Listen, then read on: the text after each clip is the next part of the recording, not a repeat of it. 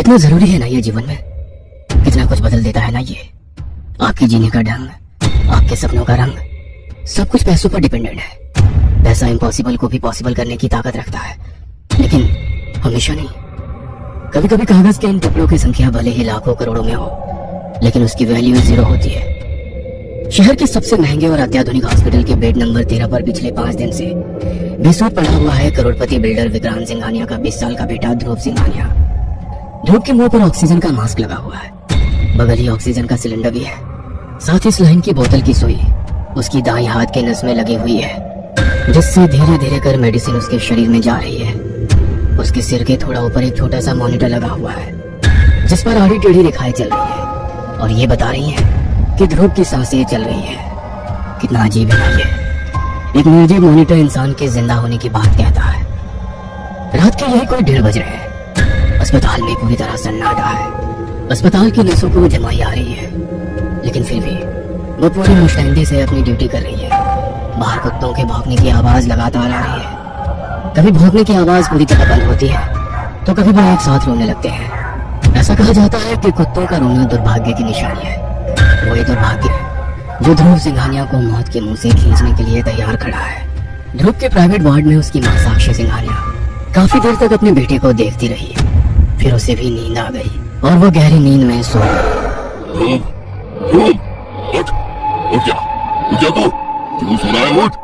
ध्रुव के कानों से ये आवाजें टकरा रही है, लेकिन आवाज कौन दे रहा है वो नहीं दिखता है।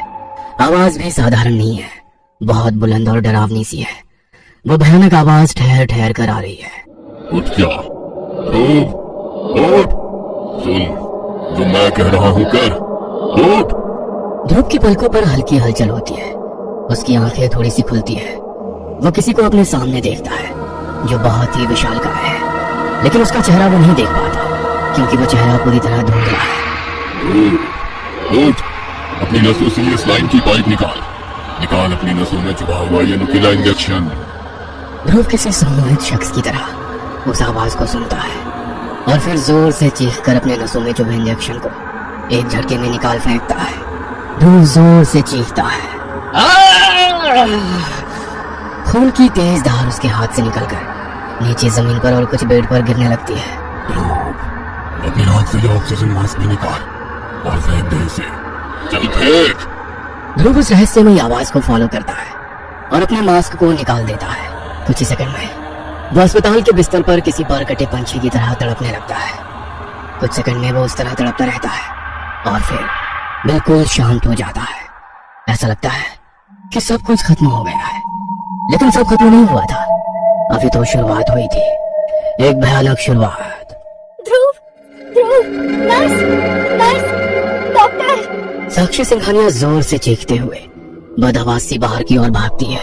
नर्स, डॉक्टर, ध्रुव अपने बेड पर नहीं है। साक्षी की बातों को सुनकर अस्पताल का पूरा स्टाफ सत्य में आ जाता है कि तभी 3-4 नर्सें जो चौथी मंजिल पर ड्यूटी में थी वो भागती और चिल्लाते हुए नीचे आती है। कोई कुछ समझ नहीं पाता। तभी एक ऐसे दृश्य पर सभी की नजरें गई जिसे देखकर सभी के दिल की धड़कन इतनी तेज हो गई कि वो साफ साफ एक दूसरे को सुनाई देने लगी। ध्रुव बेटा, ध्रुव बेटा। ध्रुव सिंघानिया नर्सों के पीछे सीढ़ियों से उतरता हुआ आ रहा था। उसका शरीर पूरी तरह उल्टा था, हाथ और पैर दोनों के सहारे उतरता हुआ वो काफी भयानक लग रहा था। वो अजीब तरह से गुर्रा भी रहा था। अचानक उसने कई सीढ़ियां ऊपर से ही जोरों की छलांग लगाई और वो नीचे की ओर सिर के बल गिर पड़ा। सिर के जमीन पर टकराने से पूरा सिर भी लहूलुहान हो गया। दर्द के मारे ध्रुव जमीन पर छटपटा रहा था और गोल गोल एक सर्किल में घूम रहा था, जिसके कारण एक लाल रंग का पूरा वृत्त उसके चारों ओर बन गया था। अस्पताल का सारा स्टाफ ये भयानक मंजर देख रहा था। सभी के चेहरे पीले पड़े हुए थे। साक्षी सिंघानिया अपने बेटे को दर्द से छटपटाता देख रही थी और लगातार चिल्लाई जा रही थी। ध्रुव बेटा, ध्रुव बेटा। कुछ देर बाद ध्रुव सिंघानिया फिर से अचेत हो गया।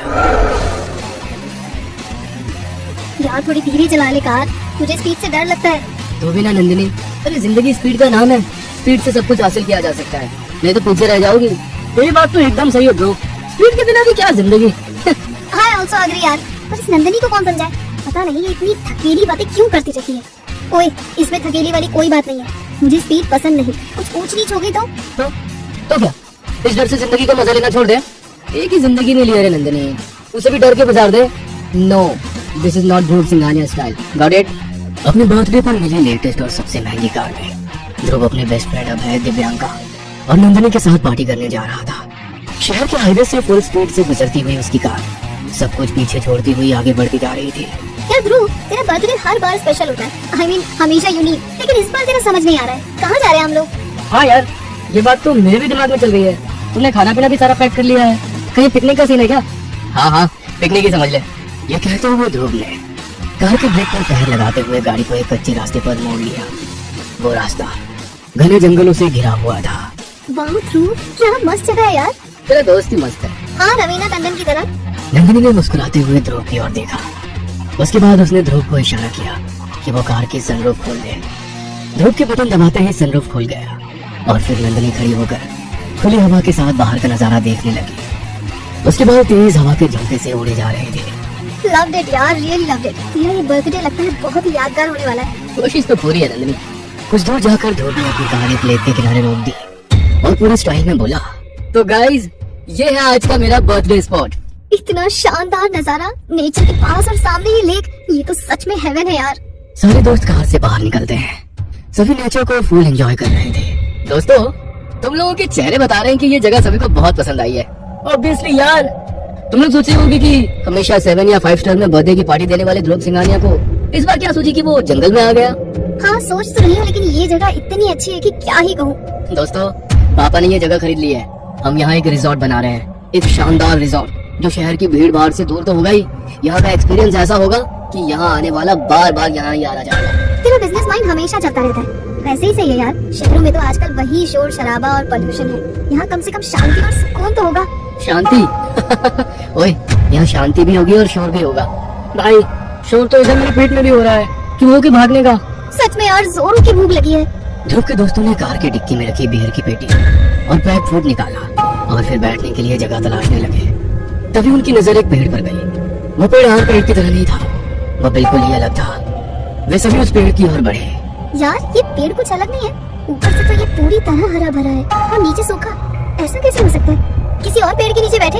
तू है ना नंदिनी, इतना दिमाग लगाती है इन सब चीजों में। किसी पेड़ के नीचे बैठ जाए तो क्या आफत आ जाएगी। सुन, अभी तो भूख लगी है, पहले खाते हैं फिर पीते हैं, उसके बाद टेंट लगाएंगे। रात को यहीं रुकना है। ओके बर्थडे बॉय, तुम्हारा हुक्म सलाखों पर। नंदिनी ने ये बात इस अंदाज में कही कि सभी हंस पड़े। वे सभी उस रहस्यमय पेड़ के नीचे बैठ गए। खाने का पैकेट फूड निकाला गया जिसमें चिकन और मटन के कई सारे आइटम्स और बियर की पेटी थी। केक भी निकाला गया। वे सभी केक काटने की तैयारी करने ही वाले थे, लेकिन तभी कुछ ऐसा हुआ जिसे देख सभी शॉक्ड रह गए। अचानक से वहाँ तेज आंधी चलने लगी, बहुत तेज। अरे, इस मौसम को क्या हुआ? अभी तो एकदम क्लियर था सब कुछ, और अभी ये आंधी। चले जाओ, चले जाओ, तुम सब लोग यहाँ से चले जाओ। ये मेरा घर है, यहाँ मांस मदिरा नहीं चलता। चले जाओ तुम लोग, वरना अंजाम बहुत बुरा होगा। यार, ये कैसी आवाज है? इतनी भयानक, मुझे तो डर लग रहा है। कैसी आवाज दिव्यांका? तुम लोगों ने वो आवाज नहीं सुनी क्या? आवाज? कौन सी आवाज? अरे यार, अभी मुझे लगा कि कोई मुझसे कह रहा है कि चले जाओ यहाँ से। तुम सब लोग यहाँ से चले जाओ, ये मेरा घर है, यहाँ मांस मदिरा नहीं चलता। चले जाओ तुम लोग, वरना अंजाम बहुत बुरा होगा। अभी हमने बियर पी भी नहीं और तुझे चढ़ गई। यार, यहाँ हम 4 लोग हैं और तुझे ही वो आवाज सुनाई दी। तुम लोग मेरा यकीन करो, कोई मुझसे ये कह रहा था यार। हाँ यार, कुछ तो गड़बड़ है। ओए स्टूपिड, बर्थडे आज मेरा, पार्टी कैंसिल करने नहीं आया हूँ यहाँ, पार्टी ऑल नाइट करने आया हूँ। और क्या? पर यार, ओए, तू अपने पर की बत्ती बना और उसे जला ले, क्योंकि रात होने वाली है। अभय की बात को सुनकर सभी हंस पड़े। उसके बाद सभी दोस्तों ने केक निकाला। केक के ऊपर बहुत ही खूबसूरत से लिखा हुआ था, हैप्पी बर्थडे ध्रुव। यार दिव्यांका, जरा माचिस पास करना, मोमबत्ती तो जला दूं। दिव्यांका ने नंदिनी को माचिस दी। नंदिनी माचिस जलाने की कोशिश करने लगी, लेकिन माचिस के तिल्ले जैसे ही चलती, अचानक से तेज हवा चलने लगती और वो बुझ जाती। कई कोशिशों के बावजूद भी वो तीली नहीं जली। बड़ा अजीब है यार, जैसे ही तीली जलती है तेज हवा चलने लगती है और तीली बुझ जाती है। तीली के बुझते ही हवा भी रुक जाती है, फिर तीली जलाती है तो फिर से हवा चलने लगती है। नंदिनी की बातों को सुनकर ध्रुव ने अपनी जेब से लाइटर निकाली और नंदिनी से कहा, स्टूपिड, दिमाग से काम ले, अब नहीं बुझेगा। नंदिनी ने लाइटर जलाई लेकिन फिर से तेज हवा चलने लगी। उसने बहुत कोशिश की कि वो नहीं बुझे, लेकिन ये हो नहीं सका। और सबसे बड़ी आश्चर्य की बात ये कि उसके बाद लाइटर जली ही नहीं। नंदिनी ने लाइटर ध्रुव को वापस कर दी। उसने उसे शर्ट की जेब में रख लिया। लगता है इस बर्थडे पर बिना मोमबत्ती जलाए ही केक काटना होगा। कोई नहीं, गाना तो गा सकते हैं। Happy birthday to you, happy birthday to you, happy birthday dear Dhruv, happy birthday to you. बिना मोमबत्तियों के ही केक काटा गया। सभी ने केक की एक एक बाइट ली।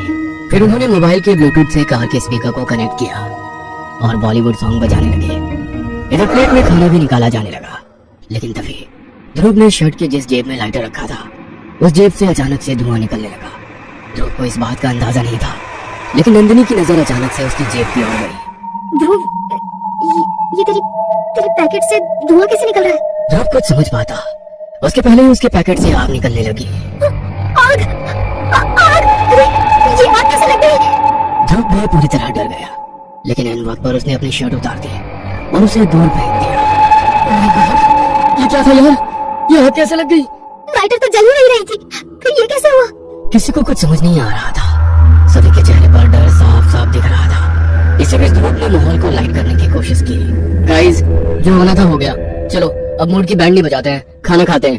प्लेट्स में खाना निकाला जाने लगा। क्या मस्त खुशबू आ रही है यार, भूख तो और बढ़ गई है। तो पेट भर खा लेना भुक्कर। सारे दोस्तों ने नॉनवेज खाना शुरू किया और साथ ही बियर का घूंट मारने लगे। बियर का घूंट मारते मारते अचानक नंदिनी की नजर उस पेड़ के ऊपर गई और वहां उसने जो देखा, उसे देखकर उसके रोंगटे खड़े हो गए। उसने देखा कि पेड़ की डाली पर कोई पैर लटका कर बैठा हुआ है। उसके पैर बहुत ही लंबे हैं और उसकी दो बड़ी बड़ी आंखें उसे गुस्से से घूर रही है।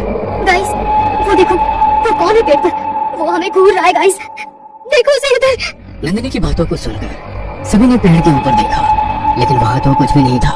क्या यार नंदिनी, पहले से ही फटी पड़ी है हम लोगों की, और तू है कि अरे पेड़ पर तो कोई नहीं है। नहीं यार ध्रुव, मैं झूठ नहीं बोल रही, मैंने सच में किसी को ऊपर देखा। वो हमें बहुत भयानक तरीके से घूर रहा था। कई बार फिर से सभी ने उस घटना को इग्नोर किया और चिकन और मटन का आनंद लेने लगे। साथ ही उसकी हड्डियां वहीं जमीन पर गिरने लगे। चले जाओ, चले जाओ, तुम सब लोग यहाँ से चले जाओ। ये मेरा घर है, यहाँ मांस मदिरा नहीं चलता। चले जाओ तुम लोग, वरना अंजाम बहुत बुरा होगा। इस बार वो अजीब और भयानक आवाज उन चारों ने सुनी। यार, ये कौन बोल रहा है? दिव्यांका, तूने अभी इसी आवाज की बात की थी ना? हाँ यार, मैंने इसी के बारे में बोला था, पर ध्रुव ने। मुझे कुछ समझ में नहीं आ रहा है। कहीं ऐसा तो नहीं कि हम लोगों को ज्यादा चढ़ गई है? नहीं यार, हम पहली बार तो पी नहीं रहे हैं। हाँ वो तो है, पर इस आवाज का क्या करें? कोई आसपास दिख भी नहीं रहा है। यार मुझे डर लग रहा है, चलो यहाँ से निकलते हैं। डर तो सभी को लग रहा है, लेकिन अंधेरा पूरी तरह घिर आया है और सच कहे तो थोड़ा चढ़ भी गई है। ऐसे में कार ड्राइव करना रिस्क नहीं होगा? तो फिर क्या करें यार? अरे रात भर की ही तो बात है, सुबह निकलते हैं ना यहाँ से। लेकिन पूरी रात कैसे काटेंगे यहाँ, क्योंकि रह रह कर यहाँ अजीब अजीब चीजें हो रही है। हाँ, आई थिंक इससे पहले कि कुछ बड़ी गड़बड़ी हो, हमें यहाँ से निकलना चाहिए। सभी दोस्तों ने सलाह मशवरा किया और सभी ने एक ही बात पर सहमति जताई कि वहाँ से निकलना चाहिए। ओके गाइस, निकलते हैं यहाँ से। सभी लोग कार में बैठ गए और फिर कार अपनी स्पीड में वहाँ से निकल पड़ी। ध्रुव कार ड्राइव कर रहा था। सभी दोस्त डरे हुए थे। ब्रो, ये कैसी जगह खरीद ली तुम लोगों ने रिजॉर्ट के लिए? मुझे तो ये कोई भूतिया जगह लगती है। अबे यार, सस्ती मिल गई थी तो ले ली पापा ने, वो भी मेरी जेब पर। अब ये भूतिया है या नहीं, ये कौन पता करता है?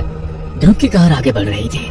सारे दोस्त धीरे धीरे नींद की गोद में समाये जा रहे थे, लेकिन तभी ध्रुव की नजर कार की मिरर पर गई। उसने देखा कि उसकी गाड़ी के पीछे एक 15 से 20 फीट का विशालकाय इंसान दौड़ा चला आ रहा है। उसके चेहरे पर अलग ही तेज है, लेकिन उसके सिर पर 2 सिंग निकले हुए हैं। चेहरा किसी राक्षस का है। उसके बदन पर जले हुए हैं, लेकिन पूरा बदन खून से लथपथ है। उसकी सुर्ख लाल आंखें ऐसी थी जैसे कि चूल्हे में गर्म कोयला। वो इंसान और राक्षस का मिश्रित रूप था। ध्रुव उसे देखकर पूरी तरह डर गया। उसने एक्सीलेटर पर अपना पैर और जोर से दबाया, लेकिन तभी वो पीछे भाग रहा विशालकाय राक्षस उसकी गाड़ी के आगे अचानक से लेकर आ गया और उसकी कार की जोरदार टक्कर उस राक्षस से हो गई। नंदिनी जोर से चिल्लाई। ध्रुव की कार उस राक्षस से टकरा गई, से पत्थर से जा गिरी और कार रुक गई। ध्रुव, क्या हो रहा है? तो पागल हो गया क्या? गाड़ी कैसे ठोक दी तूने? यार नंदिनी, यार राक्षस, मैंने एक राक्षस को देखा, विशालकाय राक्षस गाड़ी के पीछे भागते हुए और फिर अचानक से वो गाड़ी के आगे आ गया और मेरी कार की टक्कर उससे हो गई। क्या बात कर रहा है ध्रुव? कौन सा राक्षस? कौन था गाड़ी के पीछे और कौन आगे आगे? हाँ यार, ये राक्षस कहाँ से आ गया? अब राक्षस कहाँ होते हैं? राक्षस तो सैकड़ों साल पहले होते थे ना। यार मेरा यकीन करो, बहुत ही भयानक था वो। 15 से 20 फीट का वो पंडित भी लग रहा था और राक्षस भी। उसके सिंह थे यार, बड़े और नुकीले। ध्रुव, तू पागल हो गया। हमारी ही गलती है, हमें तेरी बात नहीं सुननी चाहिए थी। हम सबको चढ़ी हुई है, हमें रुकना चाहिए था वहीं। लेकिन क्या करते दोस्तों, देखा था ना वहाँ क्या क्या हो रहा था हमारे साथ। नंदिनी अपनी बात कही रही थी, तभी ध्रुव के फोन की घंटी बजी। उसने जेब से फोन निकाला तो उस पर दिव्यांका कॉलिंग लिखा आ रहा था। ध्रुव ने गाड़ी के पीछे की ओर देखा। कुछ देर पहले तो दिव्यांका गाड़ी में ही थी, फिर वो कहाँ गायब हो गई और उसका कॉल कहाँ से आ रहा है? ध्रुव, ये दिव्यांका का कॉल कैसे आ रहा है? वो कार से कब उतर गई? अभय के साथ ही तो बैठी थी वो। ध्रुव ने फोन उठाया। ध्रुव, यार ध्रुव जल्दी आ, जल्दी आ यार, मैं यहाँ फंस गई हूँ, पूरी तरह से फंस गई हूँ। मुझे बचा ले यार, बचा ले। उसी पेड़ के पास आ जा यार, प्लीज आ जा। उसके बाद दिव्यांका के चीखने की आवाज आई। ध्रुव समेत किसी को कुछ समझ में नहीं आ रहा था। उन्हें बस इतना पता था कि वो किसी मुसीबत में फंस गए थे। यार मुझे बहुत डर लग रहा है, कुछ अनिष्ट का डर है, कुछ बेहद बुरा होने वाला है। नहीं, कुछ नहीं होगा, कुछ नहीं होगा। पहले दिव्यांका को बचाना होगा हमें, वो किसी मुसीबत में है। ध्रुव ने गाड़ी मोड़ी और फिर वे सभी उसी पेड़ की दिशा में जाने लगे। सभी के चेहरे पर एक मुर्दा खामोशी थी। थोड़ी देर बाद वे सभी वहां जा पहुंचे। दिव्यांका, दिव्यांका, दिव्यांका कहाँ हो यार, जवाब दो। हम आ गए हैं दिव्यांका। दिव्यांका, रुको, मैं उसे कॉल करता हूँ। अभय ने दिव्यांका का नंबर मिलाया। घंटी जा रही है यार, come on Divyanka, pick up the phone यार, पिक अप द फोन। वे सभी उसी पेड़ के नीचे खड़े थे। अचानक नंदिनी के चेहरे पर पेड़ के ऊपर से कुछ गिरा, कुछ गीला गीला सा। नंदिनी ने अपने चेहरे पर हाथ लगाया और फिर जब उसने अपने हाथ की ओर देखा तो वो चीखते हुए बोली, ध्रुव, अबे ऊपर देख, ऊपर देख यार। नंदिनी के चेहरे पर जो गिरा था वो खून था, दिव्यांका का खून। दिव्यांका उसी पेड़ के ऊपर लटकी हुई थी। उसके शरीर पर कई जगह दांतों के निशान थे, जिससे अभी भी खून रिस रहा था। दिव्यांका! यार ये क्या हो गया यार, ये सब क्या हो गया? तभी नंदिनी ने देखा कि अभय वहाँ नहीं है। ये अभय कहाँ चला गया? उसी समय उनके कानों में मोबाइल की घंटी की आवाज आई। वो आवाज दूर झाड़ियों से आ रही थी। नंदिनी, अभय दिव्यांका का फोन ट्राई कर रहा था, वो जरूर इधर ही गया होगा। दोनों झाड़ी की ओर बढ़े, लेकिन तभी अभय के भी चीखने की आवाज आई। ध्रुव, इधर मत आना, मत आना इधर। नंदिनी, इधर मत आना, यहाँ एक राक्षस है। ध्रुव और नंदिनी ने अभय की कपकपाती आवाज सुनी तो वे भीतर तक सिहर गए। यार हमें अभय को बचाना होगा। हाँ यार चल। लेकिन वो उस तरफ बढ़ते, उसके पहले ही अभय का तड़पता और लहूलुहान शरीर उनके आगे आ गिरा। भाग, भाग यहाँ से, भाग। ध्रुव ने नंदिनी का हाथ थामा और बदहवास सा भागने लगा। वो भागता रहा, भागता रहा। चांद धीरे धीरे आसमान से गायब हो रहा था। कुछ घंटों बाद सूरज नई रोशनी के साथ झांकने लगा था। ध्रुव और नंदिनी अभी भी भाग रहे थे, लेकिन अब वो जंगल नहीं था जहाँ वो भाग रहे थे, वो थी शहर की पक्की सड़क। यहाँ प्यास लग रही है, बहुत जोरों की प्यास लग रही है, गला भी सूख रहा है। मेरा भी यार। कुछ देर बाद उनकी नजर सड़क किनारे खड़े नारियल पानी वाले पर गई। वो भागकर वहाँ पहुँचे। भैया नारियल पानी पिला दो। कहाँ से भागे भागे आ रहे हैं साहब? भाई अभी पानी पिला दो, बाद में बताते हैं कहाँ से आ रहे हैं। नारियल पानी वाले ने ध्रुव की बात को सुनकर मुंह बना लिया। उसने नारियलों के ढेर में से एक बड़ा सा नारियल उठाया और उसके ऊपर अपनी नुकीली छुरी को जोर से मारा। लेकिन तभी जो हुआ उसे देखकर ध्रुव का शरीर पूरी तरह कांपने लगा। उसने देखा कि नारियल पानी वाले की जगह पर वही राक्षस खड़ा है और उसने नारियल पानी पर नहीं, नंदिनी के गले पर प्रहार किया है।